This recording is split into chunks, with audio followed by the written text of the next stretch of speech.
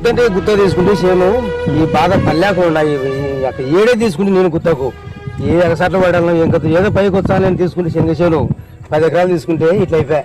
ఏం తెచ్చావు? చేను చూడు ఏ రకంగా ఉందో ఏం కథో, ఇక్కడ చూడు అక్కడ చూడు సరిగా మొలచలే. సుబ్బరాయుడు ఆలస్యం చేస్తున్నాడు. ఏం సుబ్బరాయుడు ఆలస్యం చేస్తున్నావు? ఏలేనా ఈ చేనుగా మన ఎద్దులు రాని తోలికి కలుపులలో పీకిచ్చిన గడ్డి పీకిచ్చినాక ఎత్తే వచ్చాకల్లా మళ్ళా వర్షం వచ్చాను కమ్మడి. వర్షం వచ్చినాక మళ్ళా వాడ గడ్డి మళ్ళా పీకిచ్చినాక ఇత్తనం వేసిన రాత్రికి మళ్ళా వాన పీకి అట్టే స్వర్గ పీకే మళ్ళీ మొలసకపోవడం ఏం ప్రాబ్లం? ఏమో నా దరిద్రం ఇతర శుద్ధి చేయలేదేమో. అన్ని చేసినా ఇతను శుద్ధి చేసిన పైసాలు కొట్టినా నీరుగా చేను బాగా పెట్టి అన్ని చేసిన చూడు నా యాపాదో రకంగా నీరు ఈ సంవత్సరమే తీసుకున్నా.